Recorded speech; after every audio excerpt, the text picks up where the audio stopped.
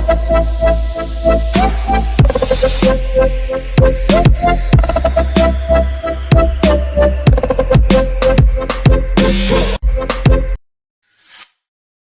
Students, तो आज हम पढ़ने वाले हैं Werner theory of complex compound, Werner theory of coordination compound. ठीक है, अब ये वर्नर थ्योरी कहती क्या है, लेकिन इसके पहले जानना है आपको कॉम्प्लेक्स कंपाउंड क्या कहलाता है, लिगेंड क्या कहलाता है, नेमिंग क्या होती है, ये चीज़ आपको समझनी है। और ये समझने के लिए कुछ नहीं करना, पीछे वीडियो पड़ी हुई है डिस्क्रिप्शन में नीचे, आप उसको जाके देखिए, हर एक वीडियो को देखिए, 3-3, 4-4 मिनट की है, आप उसको आराम से देखिए। ठीक है, फिर आपकी चीज़ें समझ आएंगी। अब ये वर्नर थ्योरी देने वाले भाई साहब, उनका नाम था अल्फ्रेड वर्नर। 1892 में उन्होंने ये थ्योरी दी। ठीक है, 1892 में अल्फ्रेड वर्नर ने कहा कि भैया जो कॉम्प्लेक्स कंपाउंड होता है, पोस्टुलेट बता रहे हैं, जो कॉम्प्लेक्स कंपाउंड होता है वो दो टाइप की वैलेंसी शो करता है। ठीक है, एक है प्राइमरी वैलेंसी, दूसरी है सेकेंडरी वैलेंसी। मतलब जो हमारा सेंट्रल मेटल एटम होता है, सेंट्रल मेटल एटम, देखो यहाँ पे लिखा हुआ है, सेंट्रल मेटल एटम जो होता है वो दो टाइप की वैलेंसी शो करता है, एक होता है प्राइमरी, एक होता है सेकेंडरी। अब सर ये प्राइमरी वैलेंसी क्या कहलाती है और सेकेंडरी क्या कहलाती है? प्राइमरी वैलेंसी वो वैलेंसी कहलाती है जो आयनाइजेबल होती है, मतलब किसी भी सॉल्यूशन में या फिर हम उसको सॉल्यूशन में डालते हैं तो क्या हो जाती है, आयनाइज हो जाती है। ठीक, सेकेंडरी वैलेंसी नॉन आयनाइजेबल होती है। ठीक है, दूसरी बात, जो प्राइमरी वैलेंसी होती है उसको हम डॉटेड लाइन से शो करते हैं, मतलब जो लाइन स्ट्रक्चर होता है वो डॉटेड होता है। जो सेकेंडरी वैलेंसी होती है उसको थिक लाइन से शो किया जाता है, ऐसा अल्फ्रेड वर्नर ने बोला। ठीक है, कि जहां आपको डॉटेड लाइन दिख रही होगी मतलब वो प्राइमरी वैलेंसी शो कर रहा है, और जहां पे आपको एक मोटी सी लाइन दिख रही होगी, थिक लाइन, वो यानी कि वो सेकेंडरी वैलेंसी शो कर रहा है। दूसरी बात, जो हमारी प्राइमरी वैलेंसी होती है उसका कोई डायरेक्शन नहीं होता, वो नॉन डायरेक्शनल होती है। ठीक है, और जो सेकेंडरी वैलेंसी होती है उसका डायरेक्शन फिक्स्ड होता है, याद रखिएगा। ठीक है, तो ये तीन बातें आपने समझी, ये था इनका पोस्टुलेट। अब इन्होंने कहा कि जो लिगेंड्स होते हैं वो 6 से ज़्यादा नहीं हो सकते। यहाँ पे सब कुछ दिया हुआ है, आप इसको अच्छे से देखिए, स्क्रीनशॉट ले लीजिएगा, पूरी थ्योरी है। ठीक, अब हम इसके एग्जांपल से समझते हैं कैसे कैसे इन्होंने इसको एक्सप्लेन किया। तो पहला एग्जांपल हमारे सामने कुछ ये है वर्नर थ्योरी का। अब देखिए वर्नर थ्योरी ने कैसे इसको स्ट्रक्चर बनाया, कैसे प्राइमरी वैलेंसी, कैसे सेकेंडरी वैलेंसी, हम इस बात को समझते हैं। तो भैया हमारे पास है COCl3.6NH3। अब वर्नर थ्योरी ने कहा था कि अंदर सिर्फ और सिर्फ 6 लिगेंड होने चाहिए। पहला देखो ध्यान से, क्या हम स्ट्रक्चर को ऐसे लिख सकते हैं, और जो हमारा क्लोरीन है, ध्यान रखिएगा, जो क्लोरीन है वो हमेशा प्राइमरी वैलेंसी शो करता है, और वक्त आने पर जरूरत पड़ेगी तो सेकेंडरी की तरह भी काम करेगा जब एज अ लिगेंड वर्क कर रहे होंगे। ठीक है, मतलब प्राइमरी वैलेंसी हमेशा शो करेगा और जरूरत पड़ेगी तो सेकेंडरी भी साथ में शो करेगा। ठीक है, ये भी हम स्ट्रक्चर में सीखेंगे। अब इसका स्ट्रक्चर बनाओगे तो फॉर्मूला लिखोगे CONH3 का होल 6। ये तो भैया हमारा सेंट्रल मेटल एटम हो गया। ठीक है, अंदर 6 लिगेंड, इससे बाहर ज़्यादा नहीं हो सकते। तो Cl3 कहाँ लेंगे? बाहर। Cl3 कहाँ लिया? बाहर। अब Cl3 बाहर लिया तो हमने बताया जो क्लोरीन है वो सिर्फ और सिर्फ प्राइमरी वैलेंसी शो कर रहा है, तो ये क्या करेगा भैया? प्राइमरी वैलेंसी शो कर रहा है। और ये हमारे अंदर जो लिगेंड है NH3 वो क्या कर रहा है? ये सेकेंडरी वैलेंसी शो करेंगे। अच्छा, इसको इन्होंने बस एजम्पशन पे लिया हुआ है, इसका प्रॉपर हर एक कॉम्प्लेक्स कंपाउंड के लिए एक्सप्लेनेशन नहीं है, इसलिए वर्नर थ्योरी फेल हो गई थी। इसलिए बाद में आई थी वैलेंस बॉन्ड थ्योरी, फिर आई CFT क्रिस्टल फील्ड थ्योरी, और फिर बाद क्रिस्टल फील्ड थ्योरी में भी कहते हैं कि ये भी थ्योरी एजम्पशन पे ही ली गई। ठीक है, अब कौन सी थ्योरी आएगी? जो आएगी तो ऐड हो जाएगी आपकी केमिस्ट्री। फिलहाल 3 थ्योरी जाननी है कॉम्प्लेक्स कंपाउंड को लेकर। अब ये सेकेंडरी, सर हम स्ट्रक्चर बनाएंगे तो भैया सेंट्रल मेटल एटम ये तो CONH3 कितने हैं? 6 NH3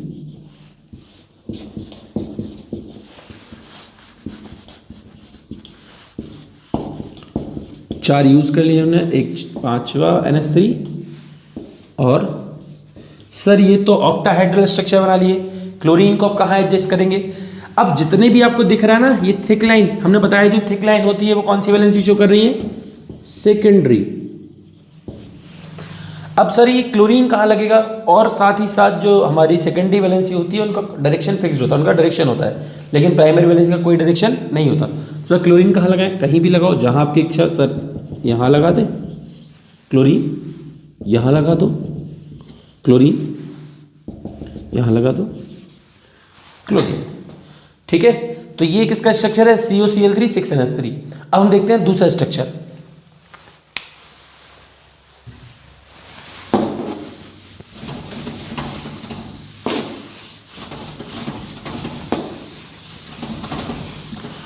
दूसरे स्ट्रक्चर के नाम पे है हमारे पास COCl3.5NH3।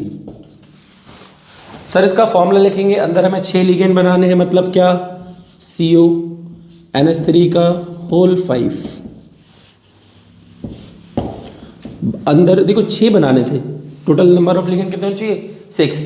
तो एक Cl अंदर ले लिया जाएगा, बाकी Cl2 बाहर। अभी हमने जैसे बताया कि जो हमारा Cl2 है वो प्राइमरी वैलेंसी शो करेगा, लेकिन ज़रूरत पड़ने पर सेकेंडरी भी शो कर सकता है। तो एक Cl अंदर एज अ लिगेंड भी वर्क कर रहा है और सिंपल आयन तो कर ही रहा था, तो यहाँ पे ये प्राइमरी भी शो करेगा और सेकेंडरी भी। तो भैया स्ट्रक्चर बनाते हैं इसका, CO कोबाल्ट NH3 NH3, यहाँ भी NH3 NH3 NH3। Sir 5 NH3 हमने बना लिए। Cl सेकेंडरी वैलेंसी भी शो कर रहा है, तो सेकेंडरी वैलेंसी थिक लाइन से शो करते हैं, तो Cl यहाँ आ गया। लेकिन ये साथ ही साथ प्राइमरी भी शो कर रहा है, तो इसको डॉटेड लाइन भी बनाया जाएगा। ठीक है, अब 2 Cl हमारा सिंपल हमें पता है ये बाहर है, तो कौन सी वैलेंसी शो करेंगे? प्राइमरी वैलेंसी, नॉन डायरेक्शनल होती है, डॉटेड लाइन Cl। बस यही डिफरेंस है। ठीक है, तो ये है COCl3.5NH3 का। सर एक और स्ट्रक्चर, हाँ भाई एक और है COCl3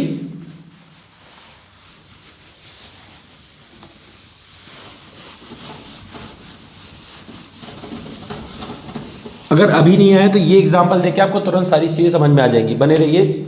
ठीक है, COCl3.4NH3 ये कैसे पॉसिबल है? अंदर कितने 6 लिगेंड बनाने हैं, तो CONH3 का होल 4। अब Cl कितने हो जाएंगे? 2 अंदर आ जाएंगे, Cl2, एक Cl बाहर, और जो एक Cl बाहर हुआ तो जो वो सिंपल आयन है, सिंपल आयन तो प्राइमरी शो करेगा, लेकिन जो 2 Cl लिगेंड की तरह भी काम कर रहे हैं वो सेकेंडरी भी शो करेगा और प्राइमरी भी। तो CO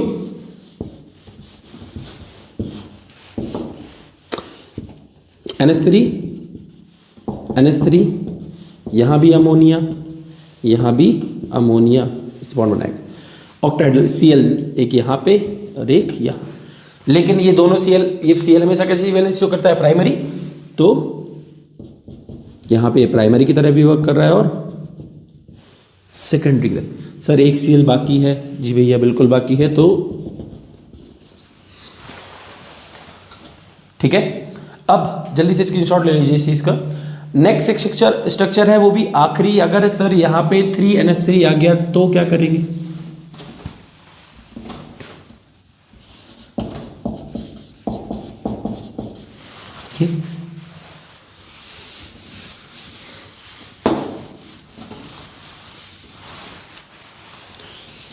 तो फॉर्मूला क्या बनेगा? फॉर्मूला कुछ ऐसे बनेगा,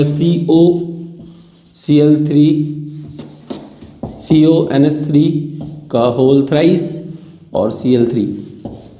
लो भैया Cl अब अंदर है, बाहर कोई सिंपल आयन नहीं है। ठीक है, जब बाहर कोई नहीं है तो Cl सेकेंडरी भी शो कर रहे हैं और प्राइमरी भी। जब सेकेंडरी प्राइमरी दोनों ही शो हो रहा है तो मतलब क्या? कोबाल्ट Cl NH3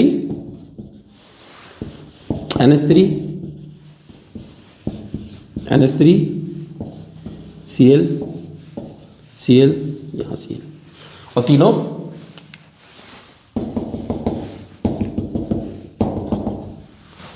ये थे भैया कुछ वर्नर थ्योरी के बने बनाए स्ट्रक्चर। अच्छे से देख लीजिए, हमने बताया जो डॉटेड लाइन होती है वो प्राइमरी वैलेंसी शो कर रही है और थिक लाइन होगी वो सेकेंडरी। ठीक है, ये कुछ 4 या 5 स्ट्रक्चर इन्होंने बताए थे। अब हमें समझना है कि कितने आयंस में ये टूटते हैं। ठीक है, अब हम समझेंगे कितने नंबर ऑफ आयंस में टूटते हैं और टोटल नंबर ऑफ एटम कितने होते हैं। ये क्वेश्चन बहुत बार पूछा गया है, इवन मेंस के एग्जाम में भी बहुत बार पूछा गया है, तो अच्छे से समझिएगा।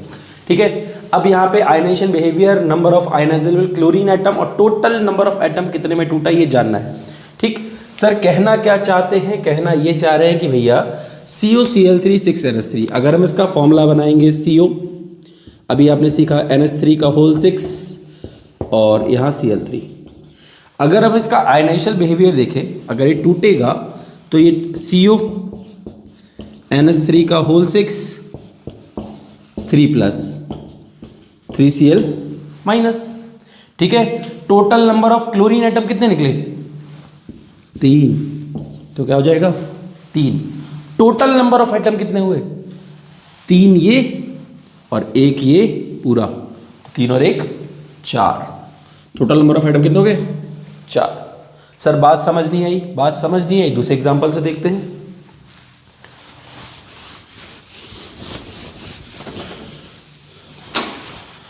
बात समझ नहीं आई है तो हमारे पास 5NH3 था, इसको लिखोगे फॉर्मूला में तो CO और NH3 का होल 5 Cl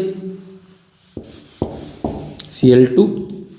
अब ये भाई टूटेगा, टूटेगा तो CO मतलब देखो आयनाइज हुआ, टूटा मतलब आयनाइज हुआ, तो CO NH3 का होल 5 Cl 2Cl माइनस, यहाँ पे 2 प्लस का चार्ज। अब total number of chlorine atom कितने हैं? तो total number of chlorine atom कितने भैया? 2, तो यहाँ लिख देंगे भैया 2 है। टोटल नंबर ऑफ एटम कितने पूरे मॉलिक्यूल के? 2 इसके 1 इसका, कितने हुए? ये पूरा एटम काउंट किया जाएगा पूरा। ऐसे ही अगर यहाँ पे सर 4NH3 हो जाता तो 4 हो जाता तो क्या होता? तो CO Cl3 4NH3, तो फॉर्मूला CO NH3 का होल 4 Cl2 एक Cl बाहर, ब्रेक होगा, ब्रेक हुआ तो Cl माइनस अलग, CO NH3 का होल 4 Cl2 प्लस। ठीक है, और जब ऐसी बात है तो ये देखो कितने नंबर ऑफ क्लोरीन एटम अलग हुए, तो क्लोरीन एटम की बात करें तो सिर्फ एक, क्या हो जाएगी इसकी वैल्यू? 1। टोटल की बात करें तो कितना? एक ये, तो कितना हुआ? 2। टोटल कितना हुआ? 2। पक्का?